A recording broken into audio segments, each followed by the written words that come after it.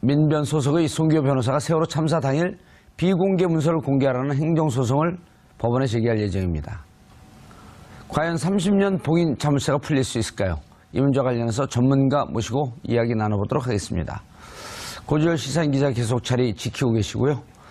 법원의 세월호 7시간 문서 공개 행정소송을 제기할 민주사회를 위한 변호사 모임 소속 송기호 변호사 자리하셨습니다. 네, 안녕하세요. 예, 내일 하세요? 네. 그럼 하고 난 다음에 혹시 미리 나오셨네. 미리 불러서 왔습니다. 예. 자, 최진봉 성공회대 교수님 자리하셨습니다. 네, 안녕하십니까. 예. 자, 시청자 여러분들께서도 샵5400으로 다양한 의견 보내주시기 바라겠습니다. 이거를 어떻게 해야 되나요? 그 교수님, 변호사님한테 직접 물어봐야 되나? 아니면, 어쨌든, 행정소송 제기하기 전에, 고재열 기자님. 네. 황교안 권한대행이 대통령 지정 기록물로 지정해버렸어요. 예. 뭐, 이 부분에 대해서 계속 이제 어떤 논란의 여지가 있을 수밖에 없을 것 같습니다. 1000만 건이에요? 그러니까, 그 기록물법에 누가 지정할 수 있느냐. 예. 그 부분에 대한 어떤 유권 해석의 문제도 있고, 그래서 황교안 권한대행은 본인이 권한대행 시기에 했던 내용에 대해서 지정할 수 있는 거 아니겠느냐.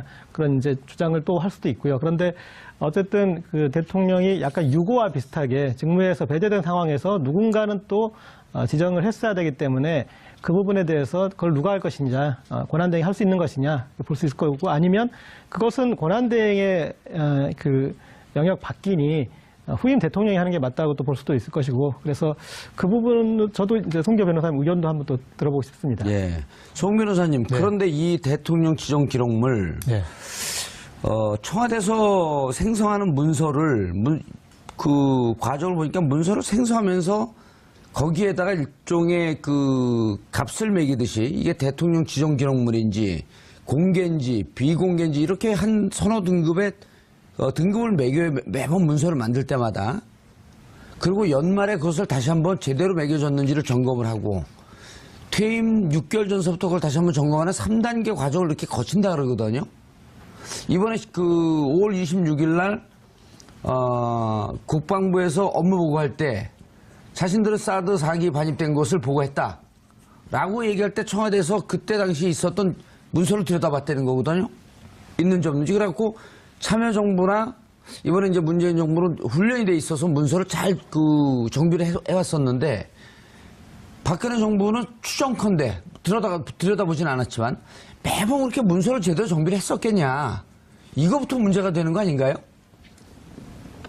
지금 이제 새 정부에게 인수인계 작업할 때 뭐 내용이 없었다는 것과 그렇죠. 관련이 있겠죠. 예. 네, 지금 워낙 알려진 게 없는데 이를테면 그 국가기록원으로 넘겼다는 그 많은 문서가 알맹이가 있는 것인지, 그죠? 그것도 모르잖아요. 그것도 확인할 수 예. 없는 거죠. 네, 그래서 우선 이제 그래도 이 대통령 지정 기록물로 지정을 해서 이관했다고 하는 것이 예. 국가기록원의 확인이니까 일단 거기에서 출발하는 게 부득이하겠죠. 어떻게 됩니까? 그 청와대에 있었던 문서를 국가기록원으로 넘기면서 이후 정부가 그거를 열람하거나 볼 수 있도록 카피를 남겨두는 건가요? 어떻게 되는 건가요? 저 역시 청와대 그 내부 프로세스는 잘 모르겠습니다만 이 대통령 기록물 관리법에는 안 남겨두도록 되어 있는 거죠. 네, 대통령 기록물은 일단 이관을 하되 예. 다만 법은 원칙적으로 대통령 기록물은 공개를 원칙으로 하고 있습니다. 다만 지금 문제가 된 대통령 지정 기록물의 지정, 좀 말이 꼬입니다만 예. 흔히 이제 봉인이라고 말하지 않습니까? 예. 그렇게 어떤 문서는 그런 지정 기록물로 지정해서 봉인을 하면 그럴 때 이제 국가기록원에서 그것을 공개하기 어렵게 되는 것이 지금 이 사건의 출발입니다. 그러니까 이렇게 되는 거겠군요.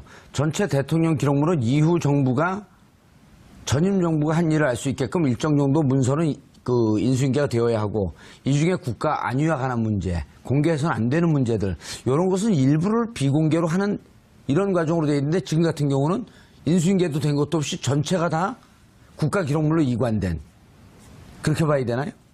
그 부분만 간단히 먼저 말씀드리면 예. 네, 대통령 기록물이라는 넓은 개념이 하나 있고요. 예. 그 안에 이제 봉인이라고 하는 대통령 지정 기록물인 거죠. 전체 대통령 기록물은 다 이관이 되고 예. 공개가 원칙인데 다만 이 지정된 부분도 당연히 이관은 되는데 공개하지 않는 이런 것이죠. 알겠습니다. 결국은 후임 대통령도 대통령 이 기록물 관리원에 가서 볼 수는 있는 거죠.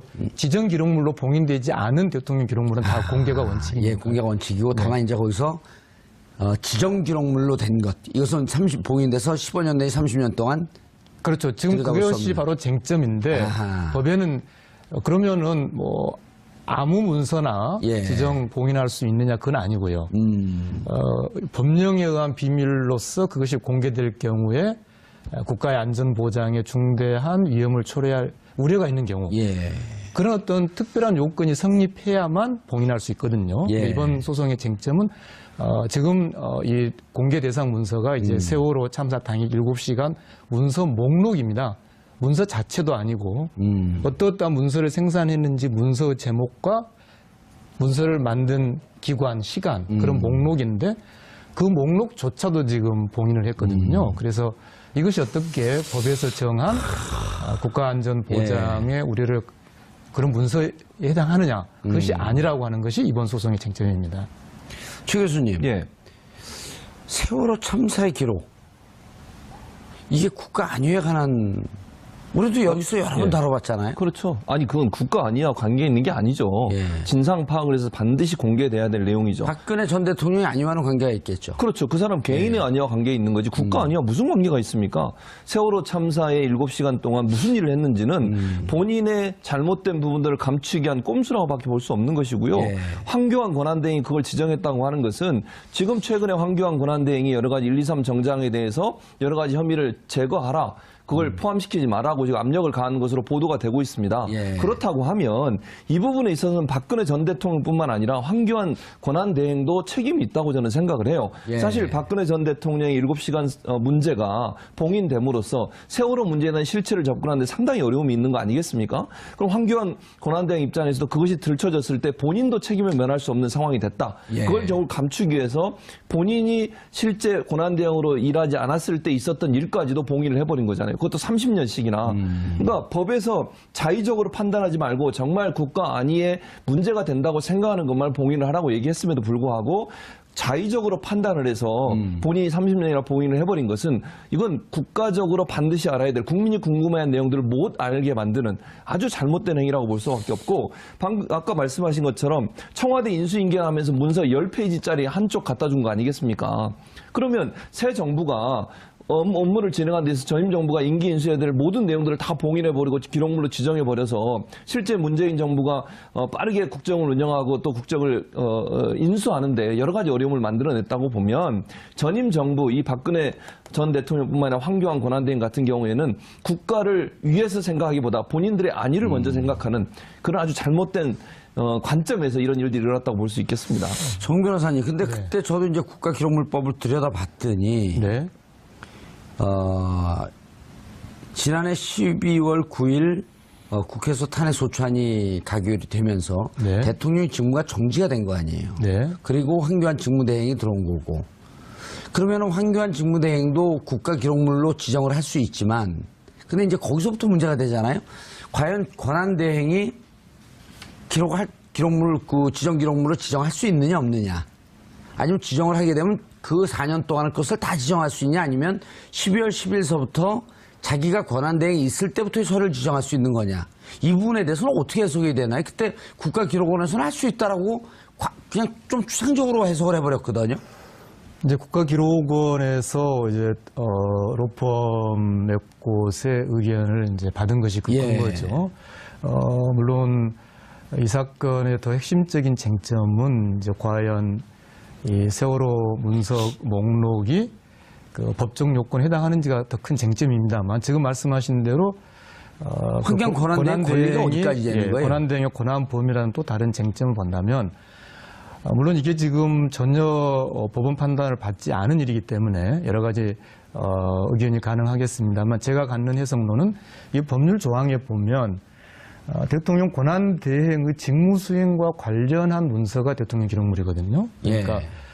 대통령의 직무수행과 대통령 권한대행의 직무수행이 법률에 의해서는 구분되어 있다고 있죠. 보는 것이죠. 예. 그렇기 때문에 법률이 대통령 권한대행이라는 용어를 쓰면서도 불구하고 그렇게 직무수행을 분리했다는 이야기는 본인, 그러니까 대통령 권한대행이 그 자신의 직무수행과 관련된 부분만 봉인할 수 있다라고 해석하는 것이 예. 더 타당한 해석이다라고 그렇게 보는 거죠. 그럼 그 기간으로 따지게 되면 12월 10일 이후의 문서만 그렇죠. 봉인할 네. 수 있다는 자신이 거 아니에요? 권한대행으로 있을 때. 직무수행한 것에 한해서. 네. 그런데 왜 그 전 것까지 다 했죠? 이제 그게 이제 법원의 판단을 이제 구하려고 하는 거죠. 그리고 저는 이게 대통령 기록물법의 법의 취지가 사실은 기록이지 않습니까? 예. 그동안에 이제 전임 정부에서 어떤 중요한 어떤 기록을 충분히 남겨놓지 않는다라는 문제 의식에서 시작한 법인데. 그렇죠. 다 폐기해버리니까 그거 폐기하지 마라. 네. 그리고 좀 남겨놔라. 이런 취지였잖아요. 그런데 당초. 이제 어떤 그 법의 취지를 왜곡하고 이 통치 기록을 숨기는 이제 그런 그 저기로 돼 있는데 거기에 대해서도 이제 어떤 일부 개정이 저는 좀 필요할 것 같고 그 다음에 또 연결해서 지금 문재인 정부가 출발해서 난항을 겪고 있는 것 중에 하나가 인수인계가 제대로 안 돼서이기 때문이지 않습니까? 그래서 이 기록물법의 연장선상에서 어떻게 보면 인수인계법의 성격을 지닌 최소한의 다음 정부를 위해서 이렇게 넘겨야 될 분명하게 명확하게 넘겨야 될 부분들도 기록으로 좀 정리될 부분이 필요가 있지 않나 싶습니다. 그리고 지난 노무현 정부 때 국가 안전에 관련 위기관리에 대해서 매뉴얼을 만들어놨다가 그 매뉴얼북들을 심지어 예, 청와대 지하 벙커에 이렇게 가지런히 꽂아놓기까지 하고 제가 눈으로 확인도 했습니다만 어쨌든 그랬던 것들을 위기관리 매뉴얼들이 또 거의 봉인되다시피 예, 그렇게 무시되다가 지금 보니까 당시 이제 그런 그 위기관리 그 매뉴얼을 만들었던 유희인 비서관이 지금 국민 안전처에 이렇게 아마 임명이 될 것 같은데 그렇게 해서 그런 것들도 좀 체계화되는 노력들이 다시 좀 법적으로 또 완결되었으면 하는 바람입니다. 네, 그 정봉주 앵커께서 제기하신 문제 짧게 말씀드리면 이제 그러면 이런 반론이 있을 수도 있지 않습니까? 그게 갑자기 직무 정지된 상태에 그 대통령 수행 기간 중에 있었던 문서는 그러면 만약에 권한대행이 어떻게 할 거냐? 아무런 행위를 할 수 없다면 그건 다 자유롭게 공개돼야 되는 거냐? 그것에 대해서도 이 법은 어떤 대비책이 있습니다. 이 법은 어떻게 되어 있냐면 대통령 기록물은 공개를 원칙으로 하되 다만 비공개는 정보공개법에 따라서 비공개할 수 있도록 되어 있어요. 그 정보공개법에 이미 국가안전보장을 이유로 하는 비공개 조항이 있습니다. 예. 그러니까 설령 황 대행이 박 전 대통령의 직무수행 기간 동안에 대해서 봉인을 하지 않았다고 해서 그러면 그게 다 통째로 공개가 되는 건 공개되느냐? 아니고. 그건 아니라는 거죠. 근데 이 문제를 세월호 7시간 문제 그 문건이 비공개가 됐는지 제일 처음에 이 문제 제기를 하면서 송 변호사가 찾아낸 거 아니에요? 제가 이제 이 뭐 한미 자유무역 협정이라든지 뭐 일본 수산물 방사능 검역이라든지 주로 이제 국제 통상 분야에서 정보 공개 청구 활동을 꾸준히 했지 않습니까? 그런데 이 세월호 7시간 문서에 대해서는 이제 결국은 영장 집행도 사실상 좌절되고 이제 그런 걸 보면서 정보 공개 소송을 해야겠다라고 판단을 한 거죠. 그런데 정보 공개 청구를 했더니만 의외로 그 부분까지 지정, 즉 봉인됐다라는 그러니까 옛 정부, 옛 청와대의 답변이 있었죠. 그게 이제 처음 확인된 문서였던 그 부분까지라는 건 뭐죠? 목록까지도 다. 그렇죠. 그러니까 세월호 애초에는 그때만 하더라도 목록까지라고는 답이 없었고 그때 이제 세월호 문서 내용 관련 문서들 전체다. 예, 그렇죠. 그래서 이제 이게 처음으로 지정됐다는 걸 확인할 수 있었고요. 근데 문제는 이게 지정이 되고 나서는 이제 아까 말씀드린 것처럼 국가기록원으로 넘어가 버리지 않습니까? 청와대는 없단 말이죠. 그러니까 이제는 국가기록원에다가 정보 청구를 할 수밖에 없는 것이죠. 그래서 국가기록원에 아까 말씀드린 이것은 대통령 기록물 관리법상의 요건을 갖추지도 못했고 또 지정할 권한이 없는 자가 지정한 것이기 때문에 무효다. 네, 그렇기 때문에 국가기록원은 공개를 해야 된다라고 정보공개 청구를 했더니 국가기록원은 이미 지정되어 있다. 그래서 다시 이의 신청을 했더니만 국가기록원에서는 이게 무효인지 아닌지를 판단할 권한이 없다. 그래서 이의 신청까지 기각이 되는 상황이죠. 예. 그래서 결국은 이 문제는 그렇다면은 법에 나와 있는 제적위원 국회 제적의 3분의 2 이상의 동의로 이걸 풀 수 있느냐? 예. 지금 국회 상황에서는 어렵단 말이죠. 어렵죠. 네. 예. 그럼 이걸 막연히 그러면 다음 총선에 넘기는 게 과연 지금 이 세월호 진실 규명이나 또 국민의 기본권 보장의 측면에서 본다면은 그건 너무 뒤로 넘기는 거죠. 그렇게 본다면 지금 불가피하게 우리 법치주의 원칙을 법원을 통해서 확인하는 것 외에는 지금의 시점에서는 다른 방법이 없게 된 그런 상황인 겁니다. 어떻게 확인한다는 거죠? 결국 법원에 소송을 해서 이 어떠한 행정작용도 법률에 근거해야 되지 않습니까? 예. 법원은 행정작용이 법을 제대로 적용하고 집행했는지를 마지막으로 판단하는 것이니까 예. 아까 말씀하신 두 가지 쟁점에 대해서 법원이 판단을 하는 것, 그것을 구하기 위해서 소송하는 기록물이 거죠. 지정한 게 과연 적법한 과정을 거쳤냐? 네. 아. 다른 방법이 예. 지금으로서는 없게 돼버린 겁니다. 그래서 법원에 행정소송을 한 건가요? 이제 내일 하는 거죠. 내일. 네. 아. 자, 이게 상당히 시간이 오래 그 경과가 될 것 같지 않아요? 그렇지만 우리 아주 민감한 쟁점 우리 아닌가요? 법치주의에서 대단히 중요한 사건이 될 것이고 반드시 법원이 예. 이 대통령 기록물 관리법에서의 공개 원칙 그리고 헌법이 규정하고 있는 국가기관의 국민의 인권 보장, 국민 생명권 보호 이런 기본 원칙에 충실한 그런 심리와 판단을 해줄 것을 기대하고 있습니다. 예. 이런 최 교수님 이런 예. 문제가 있잖아요. 그때 이제 2월에 특검에서 청와대 압수수색 들어갔을 때 그랬었죠.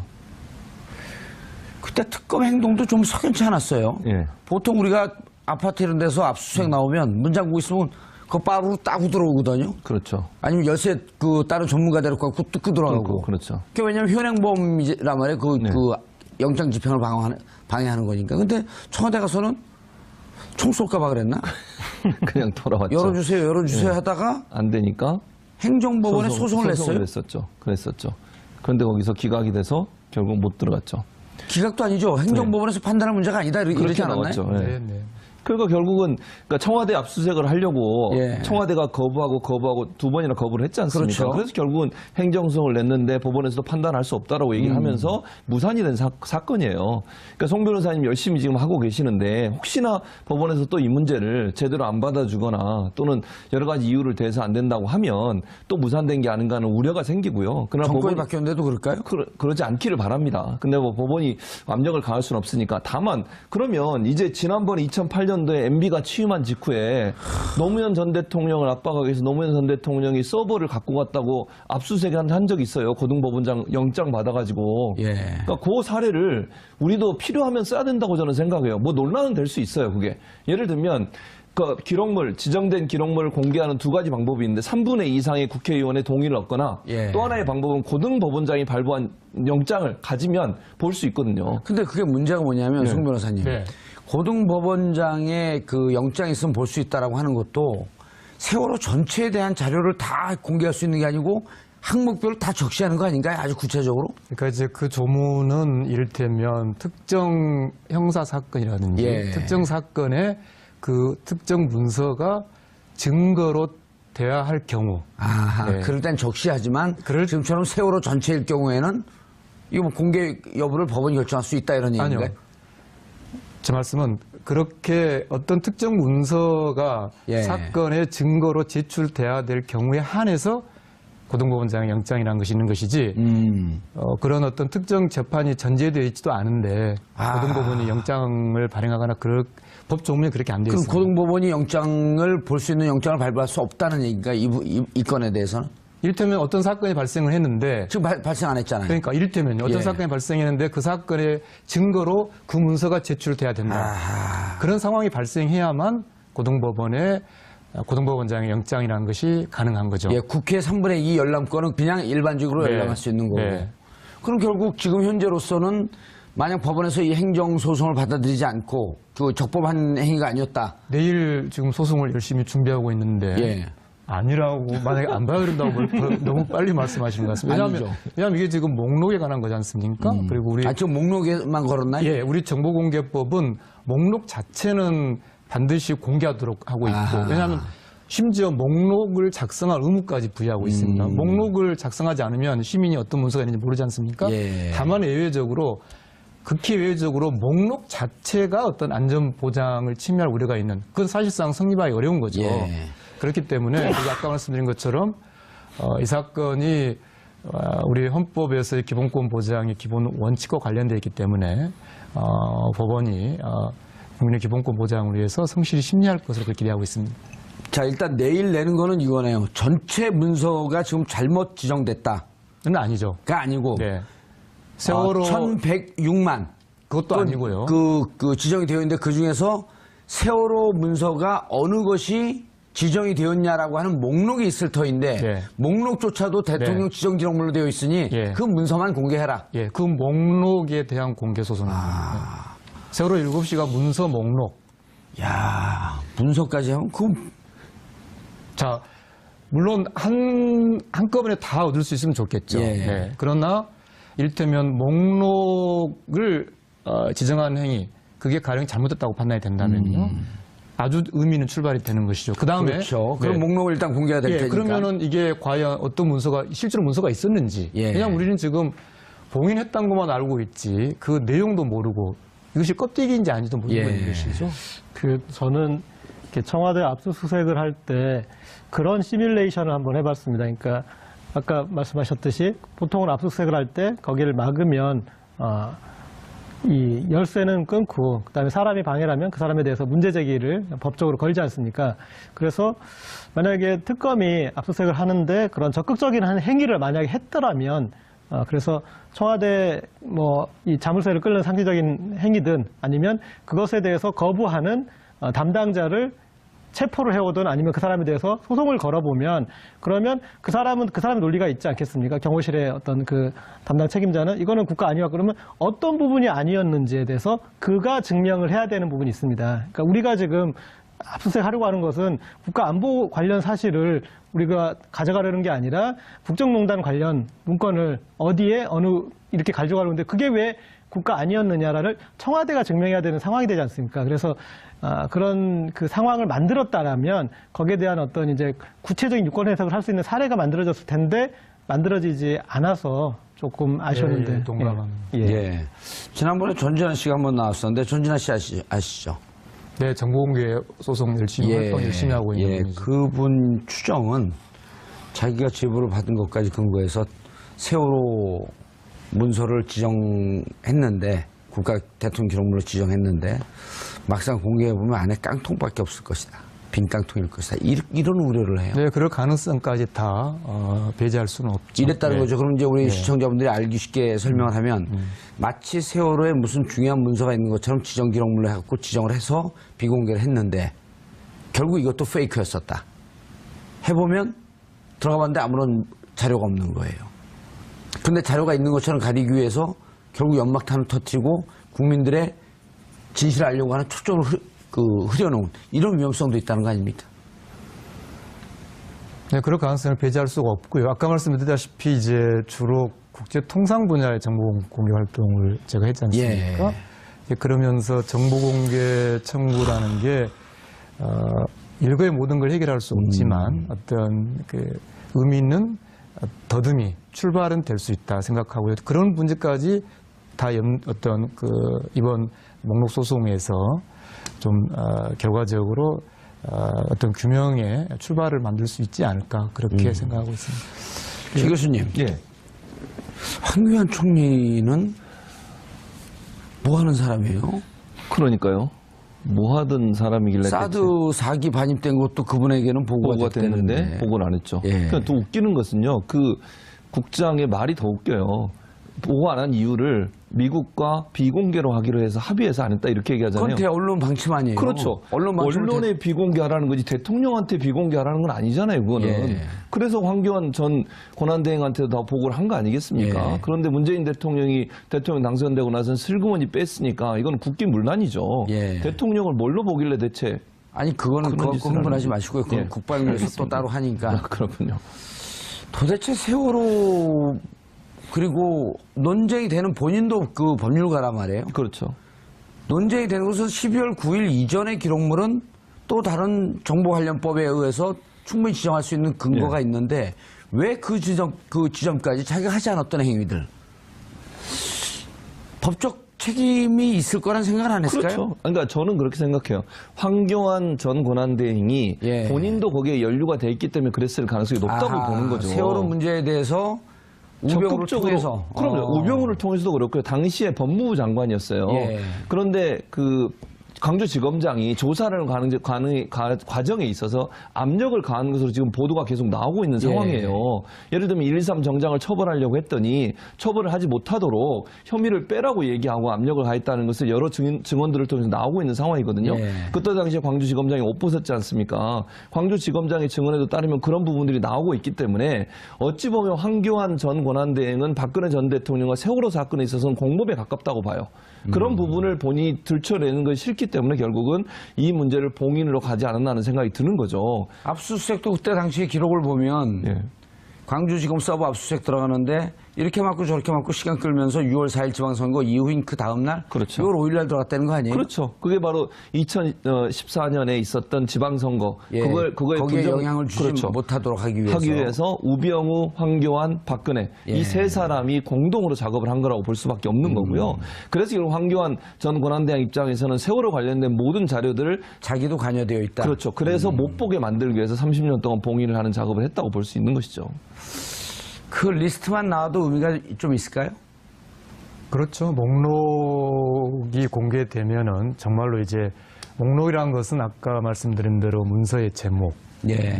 그 작성자, 작성 날짜 이거거든요. 그러면 최소한 정말 무슨 문서가? 예, 어떤 문서가 있었는지 여부 그런 걸 알 수 있죠. 그리고 목록이 공개된다는 것은 이제 우리가 제기한 법적 주장이 받아들여졌다는 의미이기 때문에 예. 그 다음번에는 저는 이제 세월호 유족분들께서 내용 자체를 공개하라는 그런 충분히 활동이 가능하다고 생각합니다. 예. 최 교수님, 그 2008년 MB 취임 뒤에 예.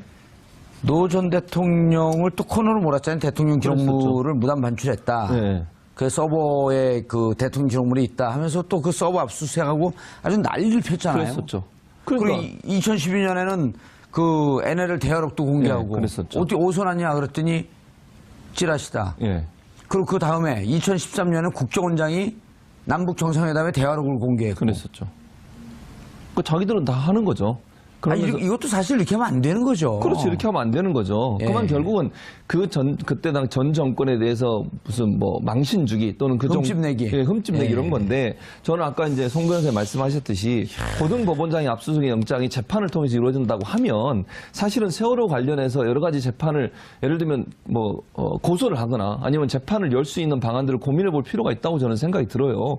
세월호 피해자들도 고소를 할 수 있을 것 같고요. 지금 여러 가지 뭐 언론사에서 나오고 있는 황교안 전 권한대행의 여러 가지 개입 사건 이런 문제들도 법원의 판단을 받기 위해서라도 고소를 해서 이 문제가 세월호 7시간 관련된 문제가 있다고 하면 압수수색 영장을 받아서라도 볼 수 있는 가능성은 충분히 있다는 생각이 듭니다. 시민사회단체든 아니면 세월호 피해자든 이런 분들이 황교안 전 총리 지금 전 권한대행의 여러 가지 개입 사건에 대해서 법원에 고소를 하고 법원에서 그걸 판단받는 과정에 있어서 압수수색 영장을 발부받아서 볼 수 있는 여지도 충분히 있다고 보기 때문에 만약에 국회에서 이 문제가 해결이 안 된다고 하면 그런 방법도 우리가 충분히 고려해 볼 필요는 있다는 생각이 듭니다. 그 소송은 제가 생각을 상식적으로 이게 돼야 되지 않나 싶은데 아까 변호사님이 지적하셨듯이 법에 의해서는 우리가 이제 대통령 권한대행이 대통령의 권한을 대행한다라고 이렇게 하지만 법에 의해서는 대통령의 직무수행과 대통령 권한대행의 직무수행이 나뉘어졌다고 하지 않았습니까?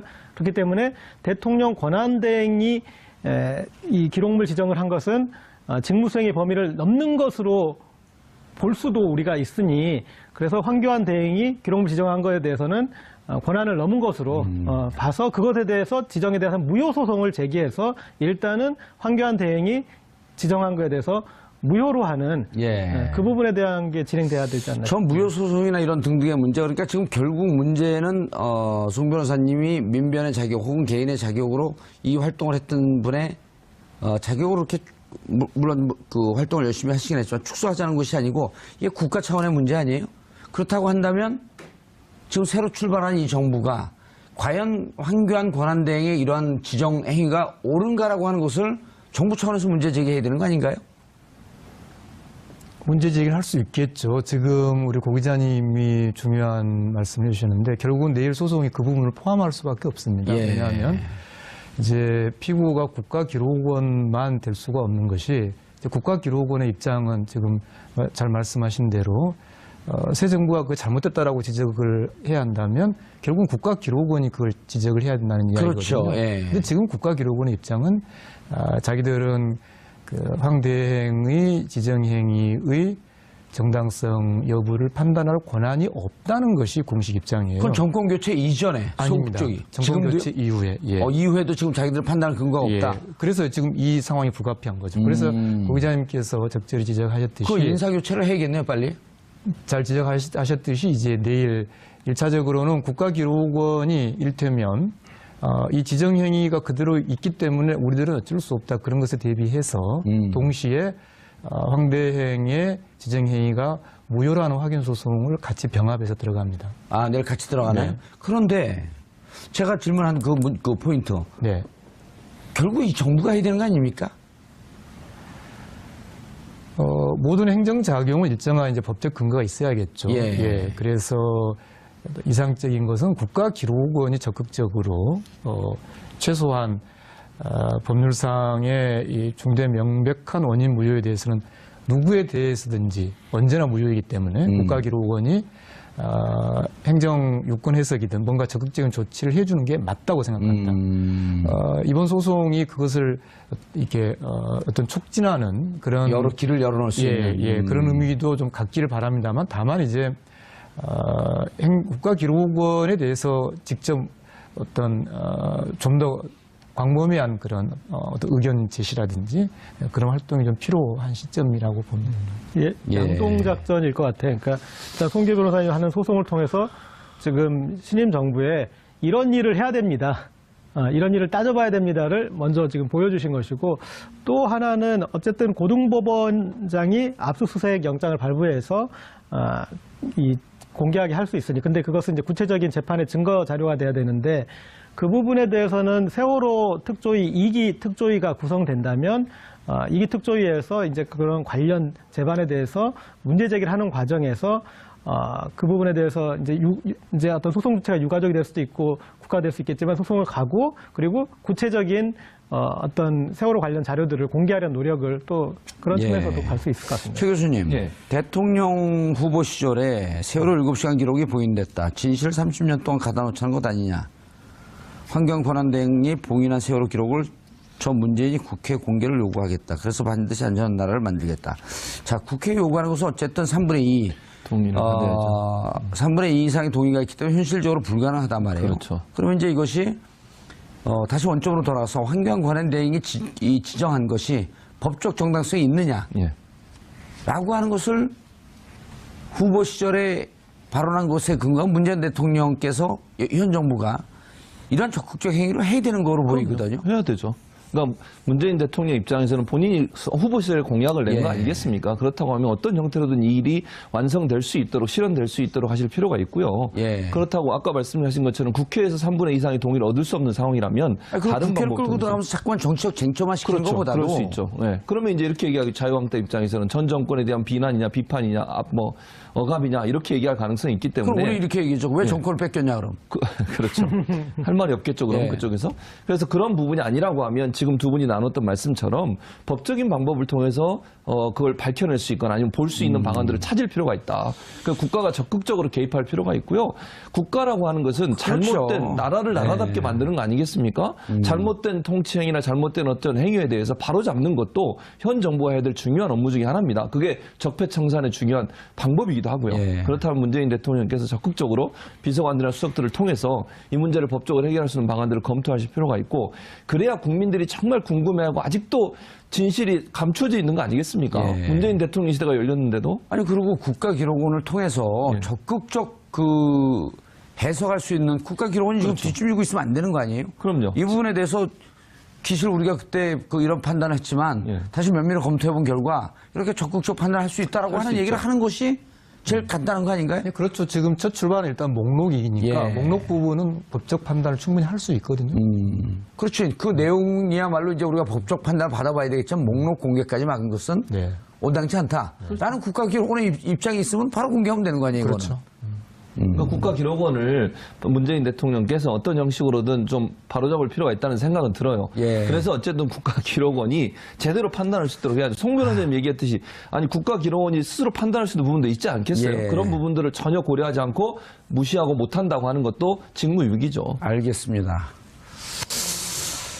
세월호 참사와 관련된 자료는 대통령 기록물로 지정돼 30년 동안 봉인된 상태입니다.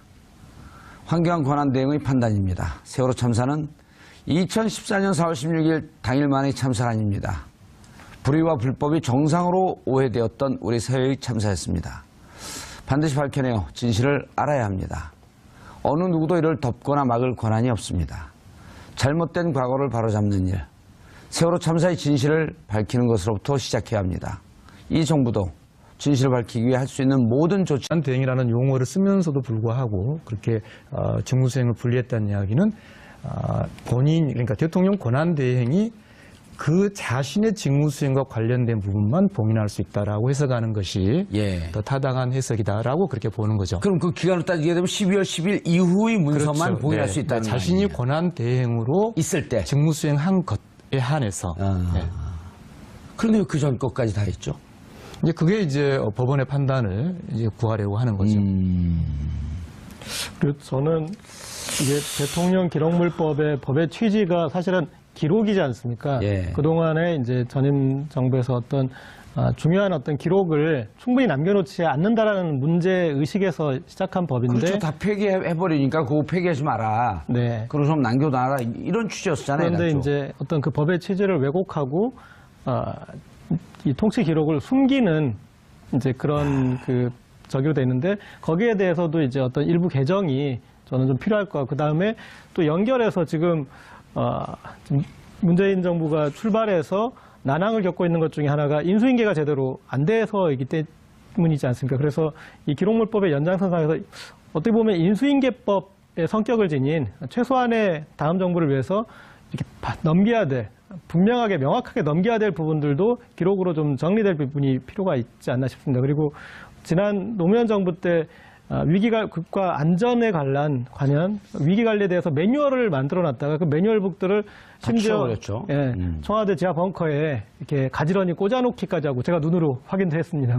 어쨌든 그랬던 것들을 위기관리 매뉴얼들이 또 거의 봉인되다시피 그렇게 무시되다가 지금 보니까 당시 이제 그런 그 위기관리 그 매뉴얼을 만들었던 유희인 비서관이 지금 국민안전처에 이렇게 아마 임명이 될 것 같은데 그렇게 해서 그런 것들도 좀 체계화되는 노력들이 다시 좀 법적으로 또 완결되었으면 하는 바람입니다. 네, 그 정봉재께서 제기하신 문제 짧게 예. 말씀드리면 그러면 이런 반론이 있을 수도 있지 않습니까?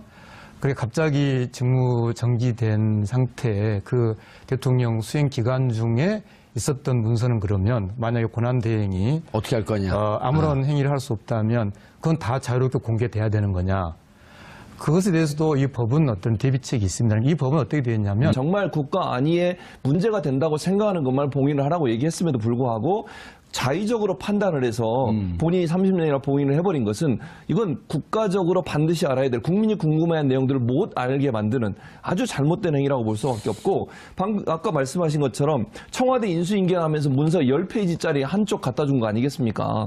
그러면 새 정부가 업무를 진행하는 데서 전임 정부가 임기 인수해야 될 모든 내용들을 다 봉인해버리고 기록물로 지정해버려서 실제 문재인 정부가 빠르게 국정을 운영하고 또 국정을 인수하는데 여러 가지 어려움을 만들어냈다고 보면 전임 정부 이 박근혜 전 대통령뿐만 아니라 황교안 권한대행 같은 경우에는 국가를 위해서 생각하기보다 본인들의 안위를 먼저 생각하는 그런 아주 잘못된 관점에서 이런 일들이 일어났다고 볼 수 있겠습니다. 정 변호사님, 근데 그때 저도 이제 국가기록물법을 들여다봤더니 네. 지난해 12월 9일 국회에서 탄핵 소추안이 가결이 되면서 네. 대통령 직무가 정지가 된 거 아니에요. 네. 그리고 황교안 직무대행이 들어온 거고. 그러면 황교안 직무대행도 국가기록물로 지정을 할 수 있지만, 근데 이제 거기서부터 문제가 되잖아요.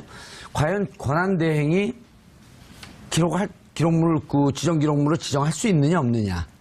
아니면 지정을 하게 되면 그 4년 동안의 것을 다 지정할 수 있냐, 아니면 12월 10일서부터 자기가 권한대행이 있을 때부터 서류를 지정할 수 있는 거냐. 이 부분에 대해서는 어떻게 해석이 되나요? 그때 국가기록원에서는 할 수 있다라고 그냥 좀 추상적으로 해석을 해버렸거든요.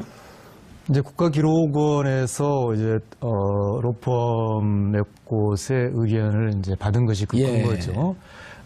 물론 이 사건의 더 핵심적인 쟁점은 이제 과연 이 세월호 문서 목록이 그 법적 요건에 해당하는지가 더 큰 쟁점입니다만, 지금 말씀하신 대로 환경 권한대행 권리가 어디까지 되는 거예요? 권한대행의 권한 범위라는 또 다른 쟁점을 본다면, 물론 이게 지금 전혀 법원 판단을 받지 않은 일이기 때문에 여러 가지 의견이 가능하겠습니다만, 제가 갖는 해석론은 이 법률 조항에 보면 대통령 권한대행의 직무수행과 관련한 문서가 대통령 기록물이거든요. 그러니까 대통령의 직무수행과 대통령 권한대행의 직무수행이 법률에 의해서는 구분되어 있다고 보는 것이죠. 예. 그렇기 때문에 법률이 대통령 권한 민변 소속의 송기호 변호사가 세월호 참사 당일 비공개 문서를 공개하라는 행정소송을 법원에 제기할 예정입니다. 과연 30년 봉인 자물쇠가 풀릴 수 있을까요? 이 문제와 관련해서 전문가 모시고 이야기 나눠보도록 하겠습니다. 고지열 시사인기자 계속 자리 지키고 계시고요. 법원의 세월호 7시간 문서 공개 행정소송을 제기할 민주사회를 위한 변호사 모임 소속 송기호 변호사 자리하셨습니다. 네, 안녕하세요. 예. 내일 하세요? 네. 그럼 하고 난 다음에 오시면 미리 나오셨네. 미리 불러서 왔습니다. 예. 자, 최진봉 성우회대 교수님 자리하셨습니다. 네, 안녕하십니까. 예. 자, 시청자 여러분들께서도 샵5400으로 다양한 의견 보내주시기 바라겠습니다. 이거를 어떻게 해야 되나요? 그 교수님, 변호사님한테 직접 물어봐야 되나? 아니면, 어쨌든, 행정소송 제기하기 전에, 고재열 기자님. 네. 황교안 권한대행이 대통령 지정 기록물로 지정해버렸어요. 예. 뭐, 이 부분에 대해서 계속 이제 어떤 논란의 여지가 있을 수밖에 없을 것 같습니다. 1000만 건이에요? 그러니까, 기록물법에 누가 지정할 수 있느냐. 예. 그 부분에 대한 어떤 유권 해석의 문제도 있고, 그래서 황교안 권한대행은 본인이 권한대행 시기에 했던 내용에 대해서 지정할 수 있는 거 아니겠느냐.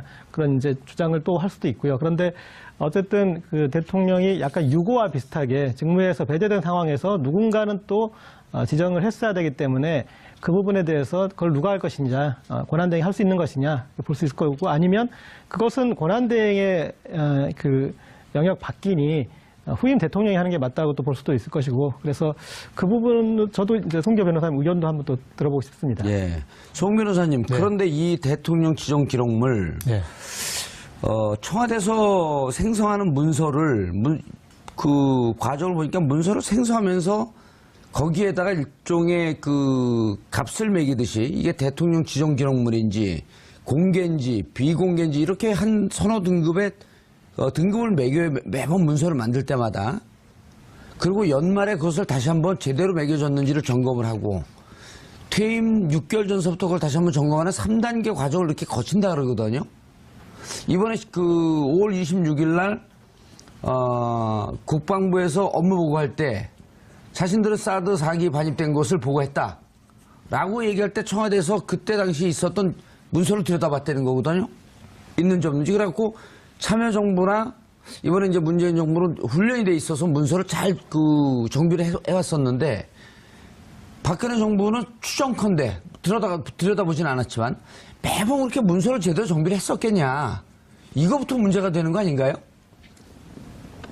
지금 이제 새 정부에게 인수인계 작업할 때 뭐 내용이 없었다는 것과 그렇죠. 관련이 있겠죠. 예. 네, 지금 워낙 알려진 게 없는데 이를테면 그 국가기록원으로 넘겼다는 그 많은 문서가 알맹이가 있는 것인지, 그죠? 그것도 모르잖아요. 그것도 확인할 예. 수 없는 거죠. 네, 그래서 우선 이제 그래도 이 대통령 지정 기록물로 지정을 해서 이관했다고 하는 것이 예. 국가기록원의 확인이니까 일단 거기에서 출발하는 게 부득이하겠죠. 어떻게 됩니까? 그 청와대에 있었던 문서를 국가기록원으로 넘기면서 이후 정부가 그거를 열람하거나 볼 수 있도록 카피를 남겨두는 건가요? 어떻게 되는 건가요? 저 역시 청와대 그 내부 프로세스는 잘 모르겠습니다만 이 대통령 기록물 관리법에는 안 남겨두도록 돼 있는 거죠. 아. 네, 대통령 기록물은 일단 이관을 하되 예. 다만 법은 원칙적으로 대통령 기록물은 공개를 원칙으로 하고 있습니다.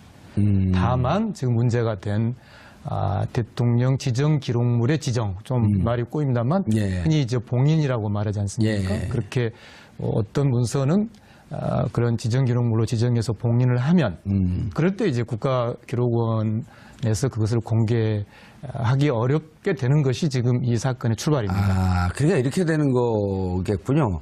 전체 대통령 기록물은 이후 정부가 전임 정부가 한 일을 알 수 있게끔 일정 정도 문서는 그 인수인계가 되어야 하고 이 중에 국가 안위와 관한 문제, 공개해서는 안 되는 문제들 이런 것은 일부를 비공개로 하는 이런 과정으로 되어 있는데 지금 같은 경우는 인수인계도 된 것도 없이 전체가 다 국가 기록물로 이관된 그렇게 봐야 되나요? 그 부분 간단히 먼저 말씀드리면 예. 네, 대통령 기록물이라는 넓은 개념이 하나 있고요. 예. 그 안에 이제 봉인이라고 하는 대통령 지정 기록물인 거죠. 이 전체 대통령 기록물은 다 이관이 되고 예. 공개가 원칙인데 다만 이 지정된 부분도 당연히 이관은 되는데 공개하지 않는 이런 것이죠. 알겠습니다. 결국은 후임 대통령도 대통령 이 기록물 관리원에 가서 볼 수는 있는 거죠. 지정 기록물로 봉인되지 않은 대통령 기록물은 다 공개가 원칙입니다. 예, 공개가 원칙이고 다만 이제 거기서 지정 기록물로 된 것 이것은 봉인돼서 15년 내지 30년 동안 그렇죠. 지금 들여다볼 수 그것이 없는. 바로 쟁점인데 아하. 법에는 그러면은 뭐 아무 문서나 예. 지정 봉인할 수 있느냐 그건 아니고요. 법령에 의한 비밀로서 그것이 공개될 경우에 국가의 안전 보장에 중대한 위험을 초래할 우려가 있는 경우 예.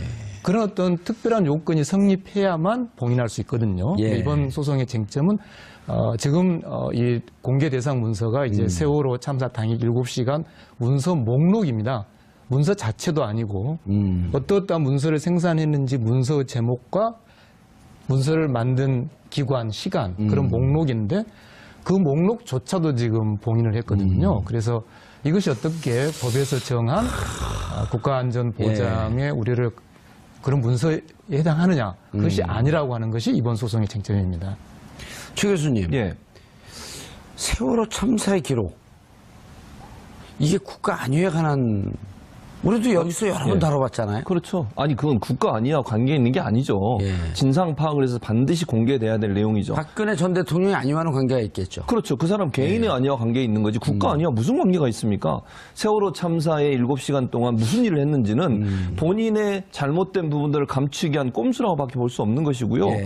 황교안 권한대행이 그걸 지정했다고 하는 것은 지금 최근에 황교안 권한대행이 여러 가지 1, 2, 3 정장에 대해서 여러 가지 혐의를 제거하라.